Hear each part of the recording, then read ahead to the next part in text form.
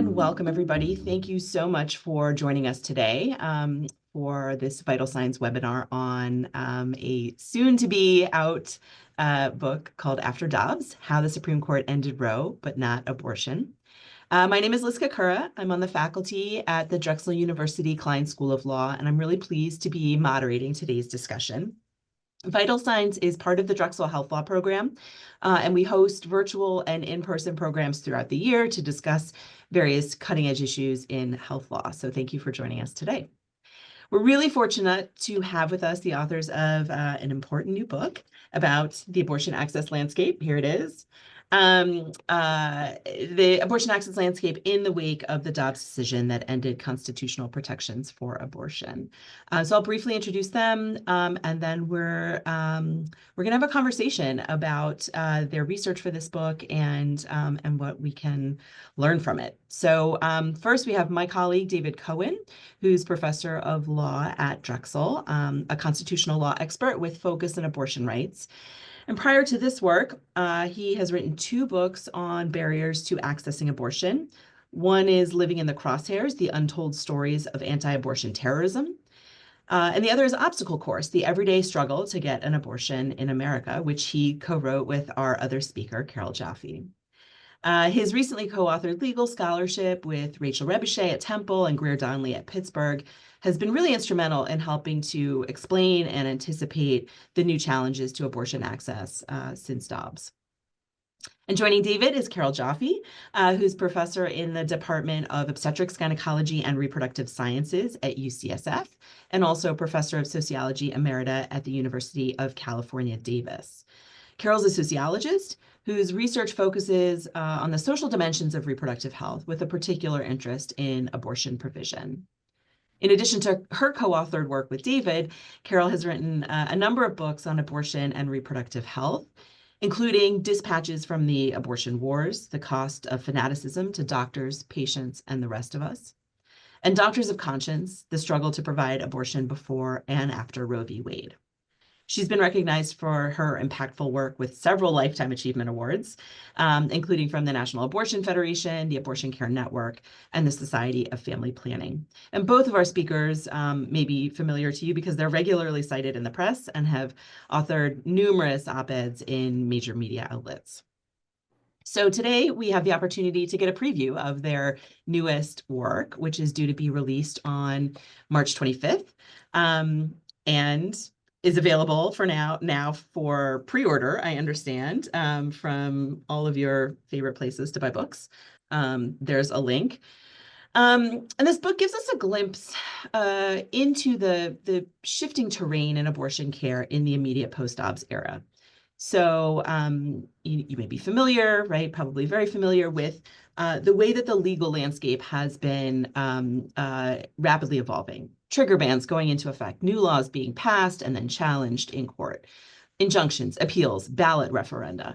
It can be really hard to keep track of just where things stand on abortion and its legality. And keeping track of the legal status of abortion access across jurisdictions gives us incomplete, sometimes very little information about the impact of legal changes on individual doctors, on clinic staff, and on patients. So I think this book is tremendously helpful in the way that it shines light on what has been happening on the ground since the Supreme Court decided Dobbs. So thank you both for being here, David and Carole, and we'll jump right in. For the audience, please share any questions you have in the Q&A box. We will reserve some time at the end to answer questions, but you can submit them at any time during the webinar. So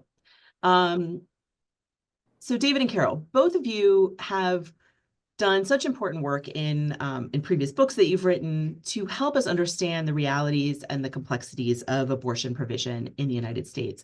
I was hoping you could start us off by talking about how this project, kind of got off the ground, and the timing of the interviews you did, and sort of how that process unfolded. Well, I'll start, although I'll start by saying that this particular book and the way we did it was really David's idea, and he deserves all the credit. how this project got off the ground was, it was very obvious to us and virtually everyone who paid attention to abortion that the Dobbs decision was coming, and it was going to not be good. David came up with the idea of really documenting.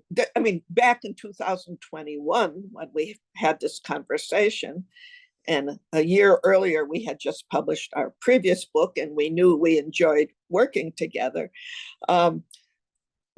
David and I came up with the concept of, really, we need to document the year 2022. And the way we were going to do it is to talk to people as soon as possible after the beginning of that year. How are you preparing? What are you thinking? Do an interview then. Then we were going to do a second interview right after Dobbs. How are you feeling? What are you doing? How did the plans you were thinking about in January make sense now in June with this decision? And a third interview at the very end of the year. Okay, now you've lived with Dobbs for 6 months. How's it going?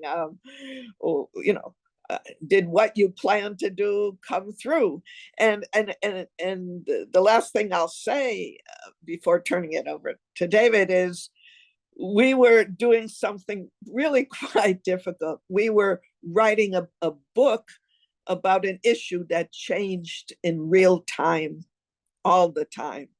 We knew the book wouldn't be published till at least a year and a half after we finished these interviews.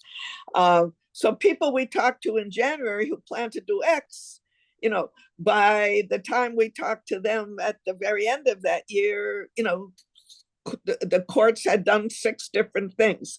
So it was a challenging, but ultimately, I think, if I may say so, successful event to really document how these extraordinary, hardworking, and creative people managed to deal with this profound blow. And just to add, when we did this in 2022, and first of all, I just want to thank you for doing this, Liz, and it's really nice looking at the attendee list and seeing all many past students that we have both taught here, and others too. So it's really wonderful seeing people, even if it's just a list of names. So to add to what Carole was saying, when we did these interviews in 2022, we really didn't know what we were going to find. We were very confident that Roe was going to be overturned, right? That's why we were doing it. But we didn't know what the impact was going to be exactly. We certainly had ideas. Both of us thought abortion provision would really struggle after Roe was overturned, that the numbers would go down significantly. Some of colleagues that we work with who study the numbers were predicting 200,000 plus fewer abortions in this country.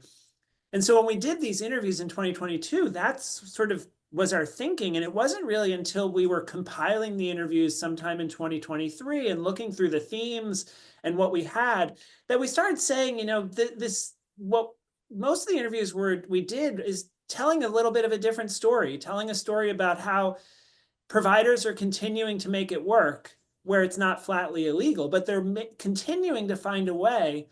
And it was at that time that we were first starting to see this, that the numbers started coming out from groups like We Count and Guttmacher, showing that contrary to all expectations, abortion numbers weren't going down, they were actually going up.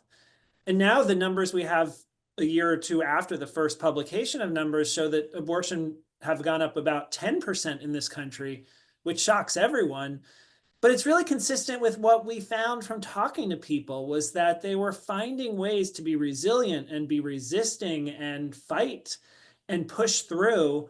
And that was really what we saw in our interviews in 2022. We went into this not knowing, and that's sort of the theme. That's the title of the book, How the Supreme Court Ended Roe, but Not Abortion, because of the people in this book. Great, thank you. So Carole, I was hoping you could talk a little bit about the process of recruiting people, interviewees for this project. I can imagine, both a desire to shed light on some of the challenges that they were facing, but also maybe some competing pressures to not share too much about their strategies and the kind of resources that they were drawing on. So can you talk a little bit about that process of recruiting participants and getting people to talk to you about this? Yeah. Well, first, let me also add my thanks for inviting me to this gathering. A sociologist worming her way into a legal space doesn't always happen, so I'm very grateful to be invited. What we were asking was really quite unusual. I mean, both because of the gravity of the situation. I mean, given how deeply politicized abortion was, we knew once Dobbs fell that abortion providers would be very carefully scrutinized by unfriendly forces. But I should say I've been a sociologist for a very long time, studied abortion 40 years, never have done a study where we asked what we asked here. We asked people at arguably the hardest year of their professional lives. And that's not a hyperbole. I mean, if you're an abortion provider and you're working during the year Dobbs fell, that is the hardest year of your life. We were asking for 3 interviews. I've never done that before. And to our astonishment, everybody we asked said yes. In sociology, it's the convention usually to not use real names of people to protect confidentiality and so on. And in all my previous work on abortion, I've always done that. When we did our last book, David offered people the option to use their real names. As I recall, most, I can't remember if all, but most said, okay. Once again, we offered people this option. This time, the 24 people we ended up interviewing all agreed to use their real names. And I think that both, I mean, on one hand, it shows a certain trust in David and me. I mean, we are well known in this space. People know that we, that we take this responsibility to document their work lives very seriously. But it's also, I think, speaks to their desperate desire to tell their story to the world and say, look, this is what we're doing. This is why we do it. So, yeah, it was a much easier task than I thought to get people to agree to 3 interviews at an extraordinary difficult time in their work lives. Yeah, that's really powerful. Thank you.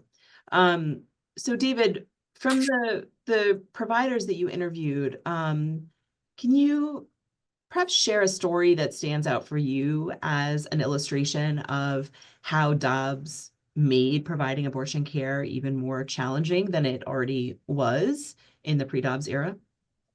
Yeah, I mean, so one of our chapters is all about clinic closures, and certainly for the folks who are in states where clinics had to close and really had no options.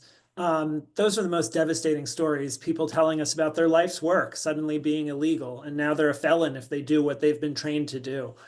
And so that's definitely the saddest chapter in our book. And I mean, we knew that was coming, right? We knew that there would be stories like that, but just hearing those and telling those stories was tough. But I think, to answer your question, Liz, in terms of stories that illustrate how challenging the year was, and subsequent time too, I want to turn to Georgia, and one of the clinic directors that we interviewed, Kwajalein Jackson from Feminist Women's Health Center in Atlanta. And what she talked to us about was just the back and forth, and more back and forth, given the legal developments in Georgia post-Dobbs. So in Georgia, there was, they had a ban on abortion at 6 weeks that had been enjoined by courts before Dobbs, when Roe was on the books. So they were still doing abortions through 20 plus weeks. And so that injunction stayed in place for another few weeks after Dobbs.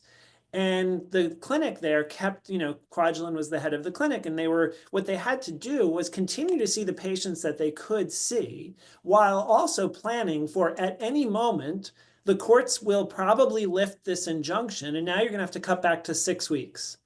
And so they thought it was going to last a couple months. It wound up only lasting 1 month. So all of a sudden they have to pivot with patients who are scheduled later in pregnancy to only being able to see patients through 6 weeks. And they did pivot. They broke the news to their patients, which was devastating to those patients and tough for the people who work in those places to deliver that message. And then suddenly they're now seeing less than half the number of patients than they were before, and telling people that previously they had, a little bit of time to think through their decision. And now, they're in a terrible position of having to tell patients, you really have to decide quick, right? You find out you're pregnant, you might have only a week or two to make a decision. And so now they're telling people, if you want to get an abortion here in your home state, hometown, you have to decide very quickly. But it didn't end there, because the legal back and forth continued all within the 6-month period between when we interviewed her the second time and the third time, because this law was then challenged again in the 6-week ban was challenged in state court. And so the state trial judge found the law unconstitutional and put it on hold. And so now the clinic had to do the exact opposite, right? They had been seeing patients through 6 weeks, and then suddenly they can see patients through 20 weeks. And patients start flooding saying, I want an abortion. I don't want to travel to Florida or North Carolina, where there were closest places that saw patients after 6 weeks. I want to do this here in Atlanta. So they started scheduling people, getting the doctors in, getting the support staff in, all turning on a dime to do that. And then a week later, the Georgia Supreme Court puts that decision on hold. So they have to go back again from 20 weeks to 6 weeks. And so we call this chapter of our book the Pivot Masters, because they were just masterful at pivoting on moment's notice. And she was just one of many clinic directors around the country who, in the wake of Dobbs, this is what they were dealing with, right? Suddenly something that was, it was complicated. That's what our previous book was all about, obstacle course, all the steps people had to go through to get an abortion. But the basic idea was you could get an abortion. And in a place like Atlanta, where there were multiple abortion clinics, people had a lot of options and they could get the care. But suddenly that was ping-ponging back and forth. You could get care, you couldn't get care, you could get care, you couldn't get care. And what that meant for the patients, obviously, is really difficult to follow all of that. But what it meant for the people providing care is that if they want to provide care to the fullest extent possible under the law, they have to constantly be changing. They have to constantly be paying attention to the news and to their court cases, and be ready to adapt at moment's notice. And so what she and others in this book did, and other people around the country, was pretty miraculous to just, change direction almost immediately, all in the guise of, we want to provide as much care as possible to the people who come to us. That was really the driving force. Yeah, thanks for that. I mean, I think that chapter in particular on the Pivot Masters, it does a really great job of highlighting how much work is involved in providing abortion that's not actually about the provision of care. And that gets so heightened. It's so much more acute when you have the kind of law just changing from day to day, week to week. I think that is a very compelling example, and it gives us a lot to understand about sort of what this looks like on the ground. You also talked to people who shared a lot of other ways that they were adapting, that they were sort of evolving to the new landscape. And so I'd like to ask both of you to share an example of this kind of adaptation to the post-Dobbs world that you found inspiring or maybe instructive about the future of abortion care in this country. Maybe we'll start with Carole and then go to David. Well, really a quite extraordinary example was the fact that Julie Burkhart, who has for many years been involved in the abortion world, she worked. Not as a clinician, but as an administrator and organizer.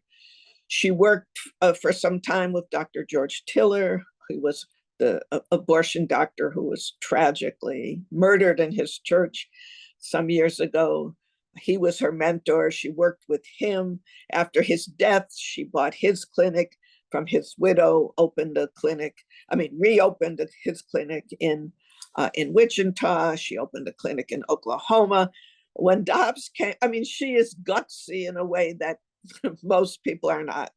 She decided, okay, she was contacted by a group in Wyoming, a very red state, that had really no abortion clinic. There was a couple doctors who did medication abortion really in their offices, but there wasn't really a clinic. This group was in Casper, where the University of Wyoming is.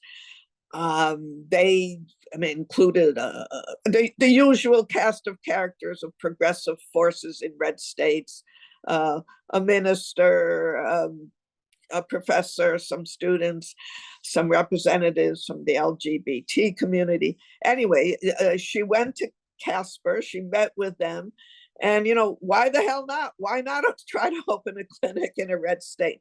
Wyoming had not actually officially yet banned abortion. It was so red, nobody even tried.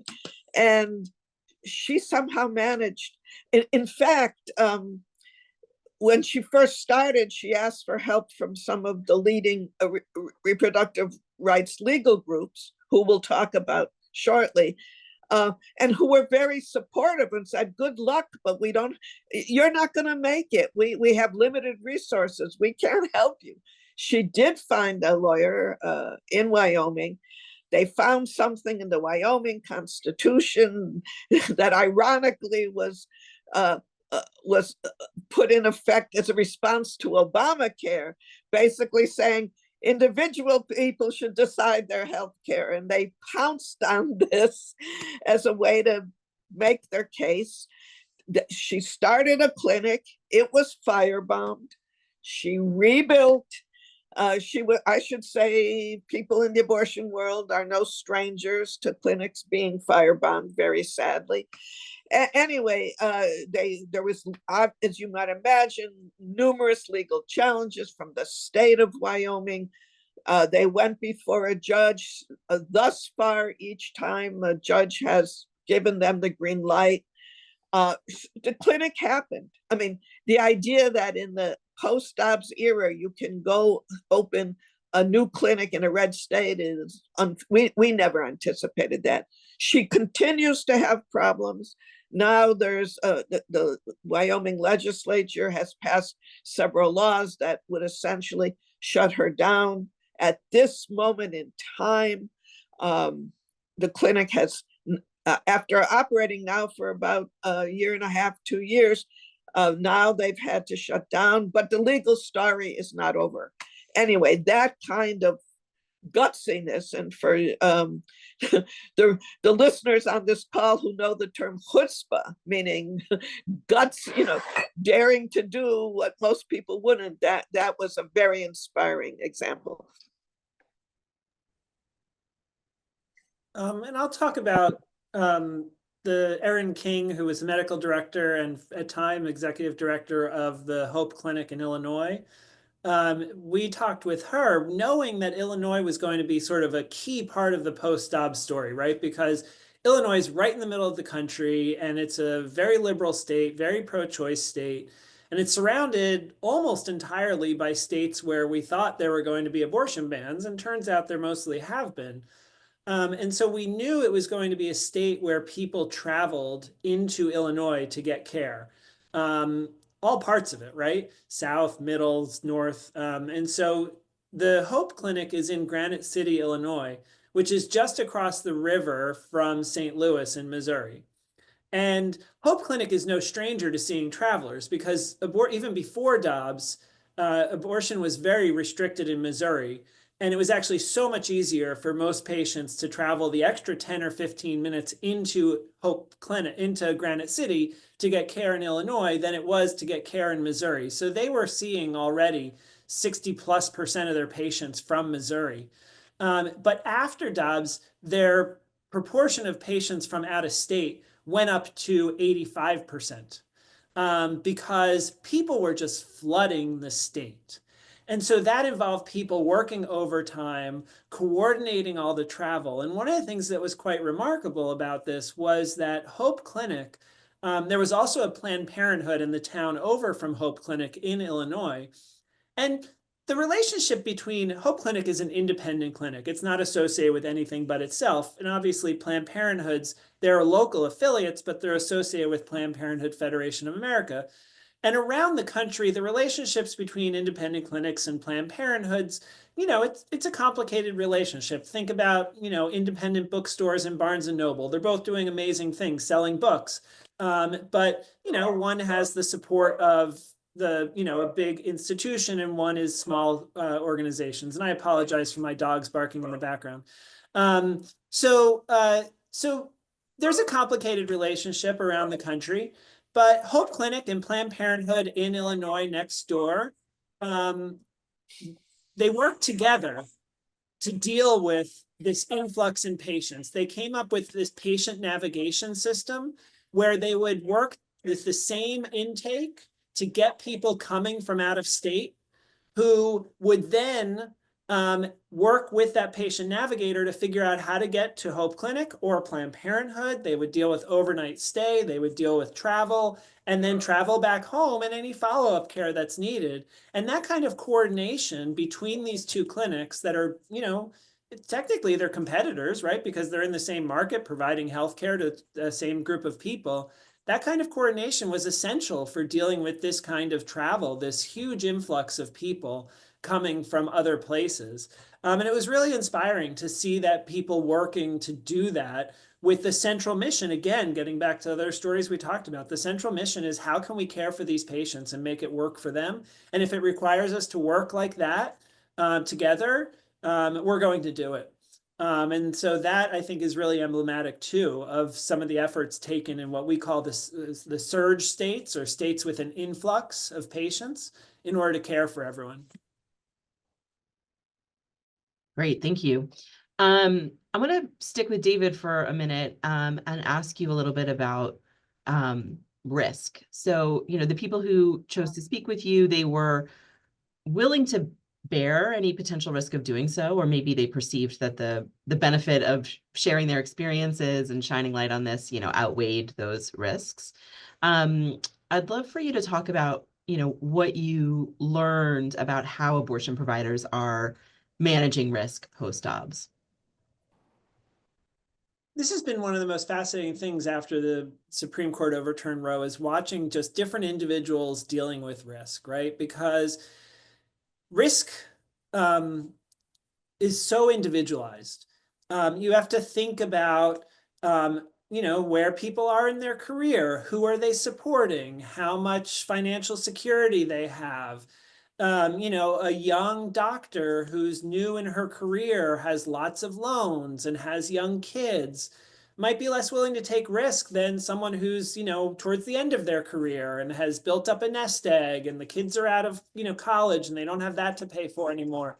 So, the differences in risk are so individualized, and we definitely saw that. I mean, certainly the people we talked with, as Carole talked about earlier, they're a little more comfortable with risk. They were talking to us about what they were doing. They used their names. They're out there telling their stories, but they still had to make judgments. And so one of the people we talked to, Tammy Kromenacher, who's had run a clinic in Fargo, North Dakota. She had, like us, knew what was happening, and she had plans to move her clinic across the river into Minnesota. So if you don't know the geography of North Dakota, Fargo is on the far eastern side of this very large state, and sits right on the Red River. And across the river is Minnesota, a town, Moorhead, Minnesota. And Tammy was very upset about the idea of leaving North Dakota, but she saw that that was going to be the only way to keep her clinic and keep serving her patients. So she had been planning for almost a year before Dobbs to move across the river into Minnesota, but she had to keep this quiet. She had to do this as quiet as possible because she knew the risk was going to be that if it got out that this is what she was doing, anti-abortion extremists might try to stop the move in various ways, talk to the moving company and say, you shouldn't move the equipment across for this abortion provider, talk to whatever landlord or building she was going to buy and try and stop that. So this was a combination of sort of a bold action to move across the river, but also really understanding the risk involved and taking precautions to make sure that this was done in the safest way possible. It didn't become public until right after Dobbs what she was doing. And this is one of these, really fantastic stories that I think we captured in the book, but it was also known at the time, sort of the randomness of the internet. Once it was public that this was what was happening, someone who had been volunteering at the clinic in Fargo started a GoFundMe page to raise money to help with the move. And the goal of the GoFundMe was $25,000. Within a week, it surpassed $1 million because this particular GoFundMe went viral on the internet. In the moments after Dobbs, it became public. The GoFundMe was posted, and then it just caught fire. Everyone who was pro-choice in the country was sharing a link to this donation site. And this $1 million enabled her to move the clinic to Minnesota, debt-free, buy the building, and have operating costs for this new enterprise in this new place. And it really was a gift to the people of Minnesota to be able to have this clinic operating so quickly and in a better environment. The reality was, as much as Tammy and her staff were really upset to leave North Dakota, many of them native North Dakotans who didn't want to abandon their state, they were upset about that, but they realized it was so much easier to provide care just 5 minutes across the bridge into Minnesota. There were fewer restrictions. The politicians were supportive. Within months, she had meetings with the governor, the attorney general, senators, supportive FBI agents, which never happened in North Dakota. But it was sort of thinking through the risk and the benefit that sort of made that all happen. But I think that, generally, abortion providers are just very familiar with thinking through risk. And they all come out a little differently, but it's a common part of this world. Thank you for that. Back to Carole. I wanted to ask you, Carole, as a sociologist, you're the sociologist, not me. What did you learn from doing these interviews about how abortion providers are thinking about law, thinking about the law, or thinking about law generally, given that it is, impacting them so profoundly and causing them to stretch and to pivot and to adapt in unprecedented ways? Well, I should say that even before Dobbs, virtually every abortion provider that I've ever interviewed, and that would now be probably several hundred, deeply cynical about the law. There's a phenomenon called trap laws, target regulations of abortion providers. In other words, for years, abortion providers have been subject to laws that comparable healthcare services are not. So, I mean, some of you might remember the whole women's health case before the Supreme Court in 2016, where finally the Supreme Court, which then had Ruth Bader Ginsburg and Stephen Breyer, the court ruled that these so-called ambulatory surgery center requirements that clinics, the laws put in by the state of Texas in this case, that an abortion clinic really had to become like a mini hospital. And for years, laws like this have been around.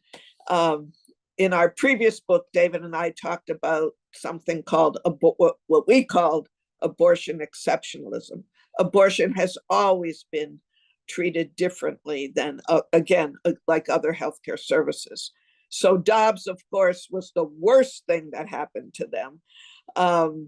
But it wasn't, it wasn't a shock. Of course, if the votes are there in the Supreme Court, of course we're going to lose.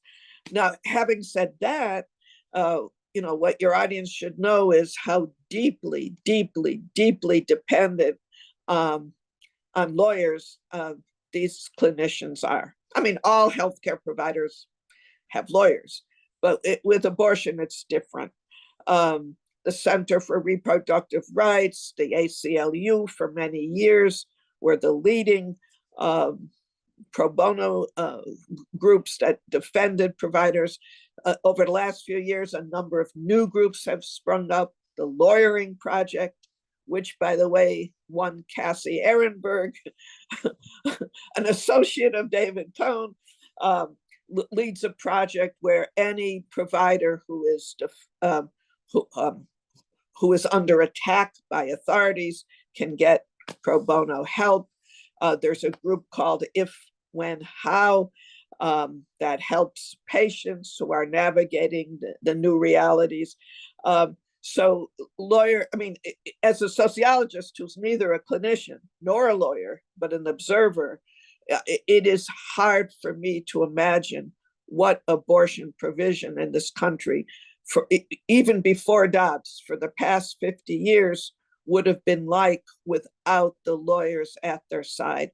To give you just one example, one of the few clinics in Louisiana, which of course now is closed, was also called Hope. It was in Shreveport, Louisiana. The founder of that clinic, who now has passed away, sued the state of Louisiana 30 times with the Center for Reproductive Rights. It did not cost her a penny. These lawyers from CRR, would work. I mean, Friday at late afternoon, the clinic would hear, would get notice that the state is shutting them down on whatever. The CRR lawyers would spend the weekend all night, writing the brief that got them back open. So in a nutshell, providers are deeply skeptical about the law, but love their lawyers. Love that sentiment. We'll take it wherever we can get it. A related question for you, David. As a lawyer, what did you observe about how abortion providers understand and talk about law?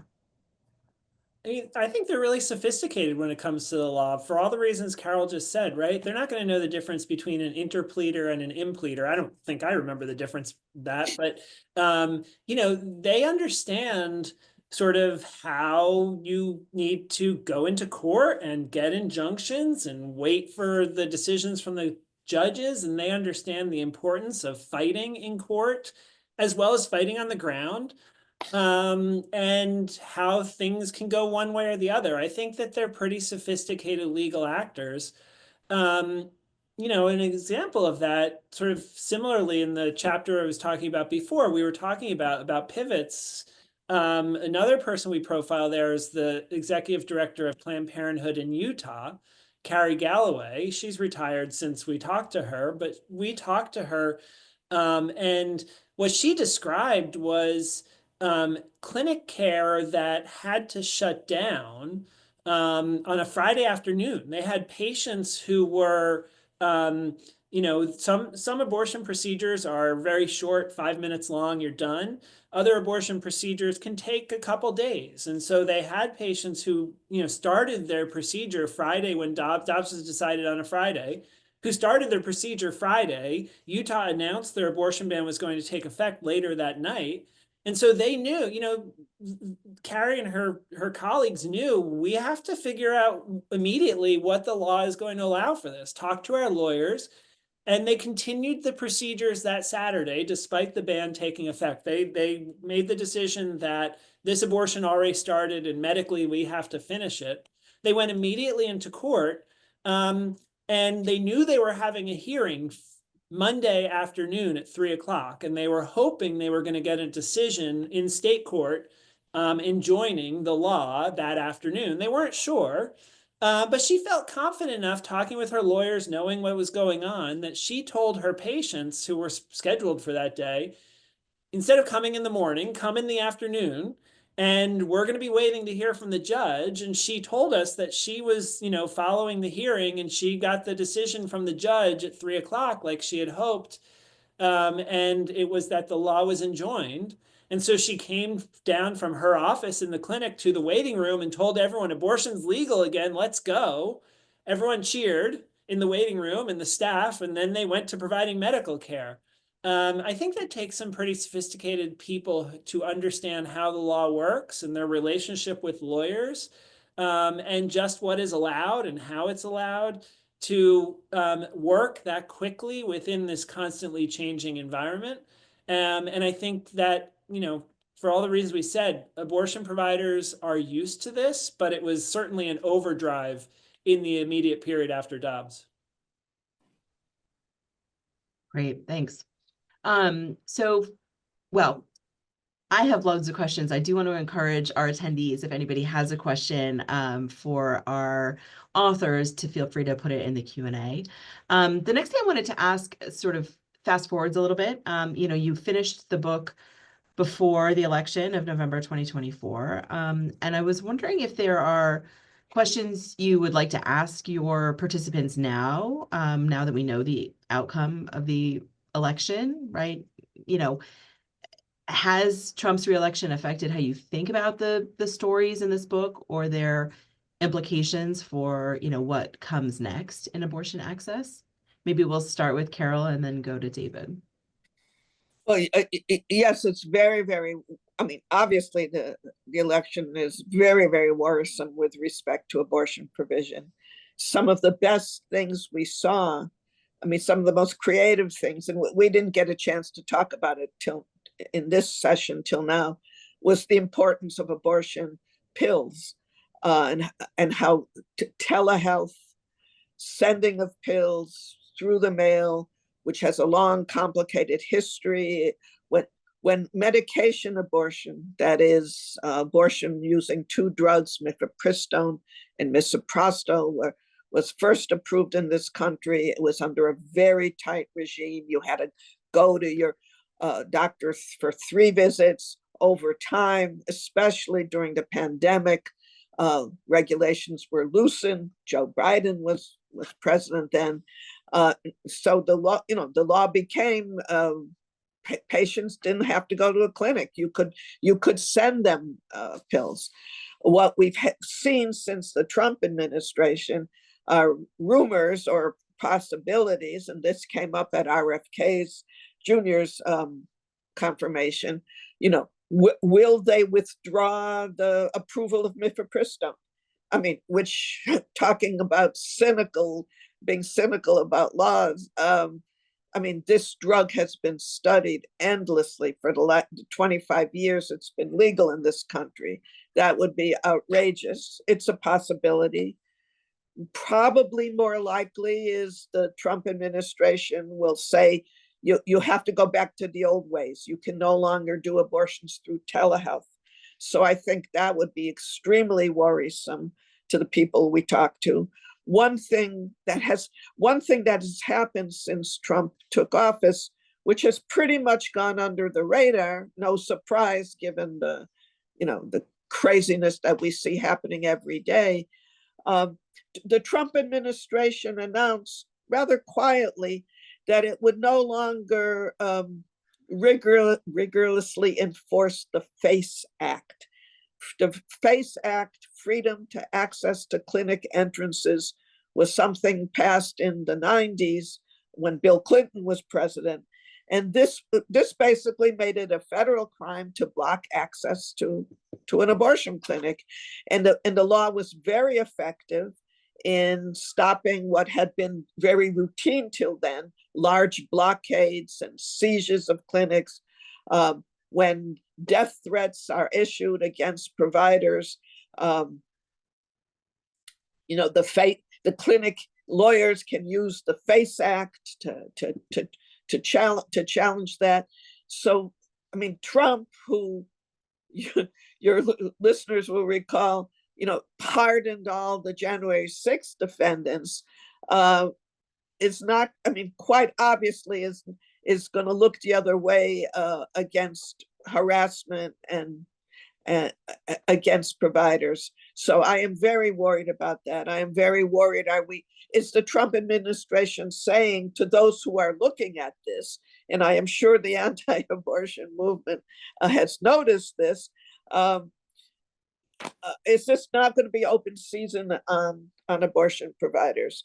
Probably the biggest danger of all is the Comstock Act, and I'll let David talk about that. Yeah, I mean, it would have been nice to talk to providers about all those things, and I think the Comstock Act is on that list. The Comstock Act, which is a 1873 law that bans the mailing of anything that can produce abortion. At the time, it was part of anti-obscenity laws, anti-contraception laws, and it really was intended to ban mailing things outside of the patient-doctor relationship. But it's still in the books. They got rid of the contraception part of it in 1971, but the rest of it is still there. But it hasn't been enforced against abortion for over 100 years. But now that Dobbs has been decided, the anti-abortion movement has slowly been making more and more noise about enforcing the Comstock Act to ban mailing anything that can produce an abortion, not just pills, but supplies, equipment. And now that there's a Republican anti-abortion administration and the Department of Justice is controlled by Pam Bondi, who has an anti-abortion track record from her time in Florida, the big question is whether the Comstock Act is going to be enforced. And I think we would have liked to talk to people about how they're preparing for that. Well, how are they thinking about this? Is it just, that's out of our control, let's just continue? Are they making plans, contingencies? I think that we would have liked to ask about that, but certainly, we were limited to what we were thinking in 2022. We finished writing this book in June of 2024. So we have a lot in the conclusion about the possibilities with the election, but we did talk with our publishers. We need to have 2 or 3 pages that we will write very soon after the election so we can have an epilogue that talks about some of these things. And so we do have a short musings about some of these things that we're talking about, and just there's a huge unknown, right? The providers knew Dobbs was coming and they were able to plan. What they're facing now, I think, is more challenging in a different way, because they know what might happen, but they don't know what will happen. And so it's hard to plan for something that is so uncertain. And so I think we both would have loved to talk to them about that, because they just don't know. Maybe the Comstock Act will never be enforced. Maybe it's going to be enforced this afternoon. I have no idea. Same with the changes to the pills that Carole was talking about. Maybe that's never going to be changed. Maybe it'll be changed in the next few months, which would drive, 63% at least of abortions in this country are through abortion pills. So, that would drastically change abortion provisions. So there's a lot of unknown, and it's not even like we know when we'll have an answer to any of, what will happen. There's no deadline by which we'll know the Comstock Act will be enforced or not, or the abortion pills will be changed or not. It's just all a big ball of uncertainty, and that's really challenging. Yes. So in some ways, the stories in this book, I think, are, it's various lessons in living with uncertainty and navigating that. For both of you, or either one of you who'd like to answer this, what do you want people to take away from this book, having done all these interviews and put these stories together and help kind of draw certain themes and lessons from them? How do you want people to interact with these stories? How does it help us think about the future of abortion care in the United States? Well, I think certainly one thing we want people to take away is the fact that, we do tell an upbeat story of incredible resistance, and determination, and it's very inspiring. But we do end, even before we knew about the election, we do end with a very cautionary note, namely that the things we talk about aren't necessarily sustainable. Right after Dobbs, there was what people have referred to as rage spending. People were so pissed off, like giving $1 million to Tammy Cromermaker. But Planned Parenthood got a lot of money. The National Abortion Federation got a lot of money. Local abortion funds got money. That's tapered off. And without this money, it's very hard to keep going with the extraordinary things we saw, like getting patients from red states to blue ones. Clinic workers worked like crazy, sometimes late into the night because there were so many out-of-towners. The number of patients who traveled out of state for an abortion doubled after Dobbs.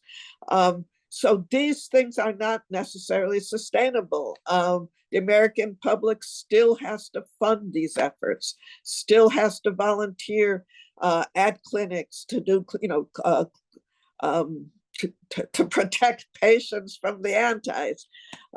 So none of these things, even bracketing the election, none of these things can be taken for granted.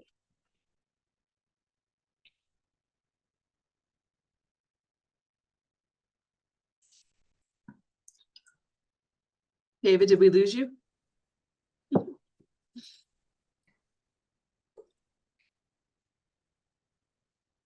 You're back. Now we can see you. I'm back. Yeah. Sorry, my internet went out at a great time. So did Carole finish what she was saying? She did. Yeah. Do you want to talk Sustainability? about taking what we can take away from this? Yeah. So just to add what we had planned to say, and so I apologize if you said this, Carole, but I also think the important thing we take away from this is the importance of fighting and adapting, right? Like I think it's easy to look at Supreme Court decisions and think, okay, that's the final word. But that's not always the final word, right? Like it's the final word on that specific issue of law, on that specific case. But there are ways to continue fighting. And I think the great thing about the people we talked with was that they saw this devastating blow that has had terrible impacts, right? No one is surprised by some of the stories about people with emergencies during pregnancy and people who just can't travel or can't get pills and are stuck in places where abortion is banned. And those are real tragic stories after Dobbs. But also you can sort of mourn those tragedies while also resisting and fighting to the fullest extent possible while still complying with the law and adapting accordingly. And I think what we, the stories of the people that we talked to are stories of people who saw this terrible moment and said, what can I still do? That's not going to stop it for me. Unless it's a place like, the people we interviewed in Alabama or Texas, right? Like that was the end for them there. They could provide different care, but they couldn't provide abortion care. But people in other states, they said, this is not going to stop us. And in fact, we're going to find creative ways to continue to make this happen. And I think that's a bigger message to anyone facing something like this. So, that kind of resistance, adaptability is just so important, especially in the face of, there's going to be a lot of things we need to resist and be adaptable in the face of in these coming years and maybe decades with the Supreme Court. But I think the people that we highlight in this book and the story we tell is one of people doing that. Great, thank you. We've got a couple of questions from the audience. So let's start with one about gender affirming care. So a lot of abortion providers also provide gender affirming care. From what you've heard, do you think folks feel similarly optimistic about adapting after Scrimeti, or is the care too different to make contingency plans in the way that providers did in anticipation of Dobbs? Yeah, so for those who aren't familiar, Scrimeti's the case before the Supreme Court that's about the ban on gender affirming care in Tennessee and Kentucky. It's for minors too. It's just for minors. And I think we're up to about 25 or 26 states with similar bans. So it's certainly already states have banned, already providers have been working to figure out how to care for patients, and it's difficult because not everyone has the resources to travel. And gender affirming care is different than abortion care because abortion care is a, one-time instance in someone's life. I mean, they may have another abortion later, but for that abortion, they're done. Gender affirming care takes a longer period of time. But yes, there are people who are working on what to do. We profile in our book some people who had been working in New York to have telehealth shield laws, which allows New York providers for abortion to mail pills into states where abortion is banned. At last count, I think it's 11 or 12 of the states with similar laws also have gender affirming care shield laws that allow for people to mail gender affirming care medicine across state lines. And I am not familiar with how many providers in those states are taking advantage of those shield laws, but I think they're out there. And so I don't know all the ways that people are thinking creatively in the light of what's happening with gender affirming care and possibly with the Supreme Court, but I know they are doing that. And they are going to do, similar to abortion providers, everything they can to continue to care for patients.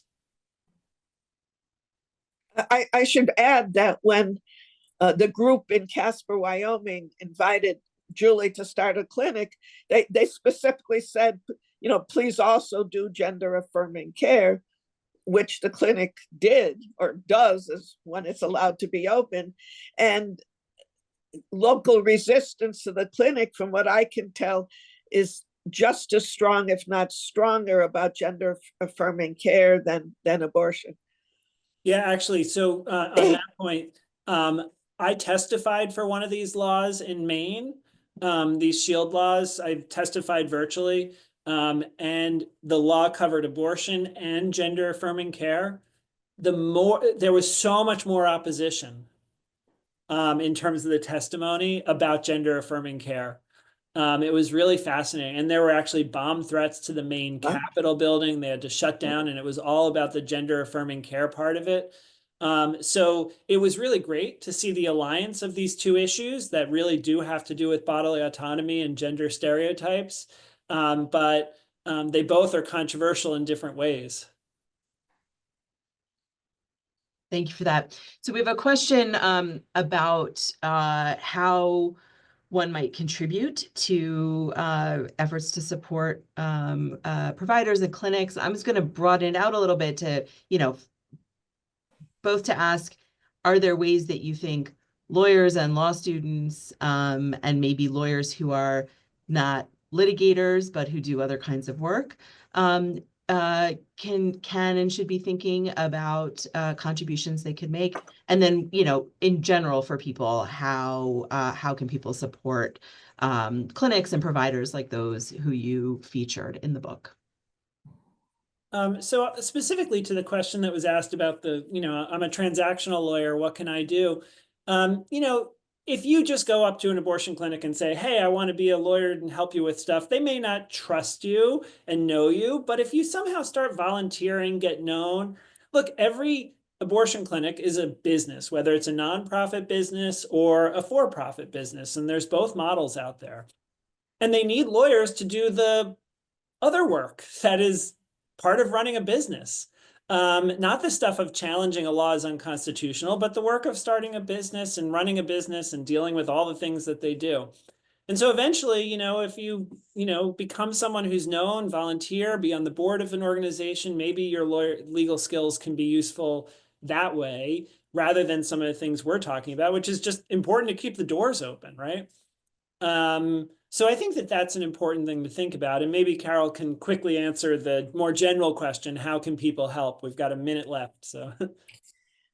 People can help. These are not original ideas. Give money, volunteer. So many people traveling out of state, they need rides from the airport, from the bus station to the clinic. Lamest of all, voting. But when you vote every single thing on the ballot, local council people, zoning is crucial. Whether a new clinic can open has a lot to do whether the local city council will allow a business there to open. So none of these are original ideas, but they're very urgent ones. All right, and with that, we are now out of time. I want to thank you both so much for the book and for sharing your time with us today, and thank everybody who attended for being with us.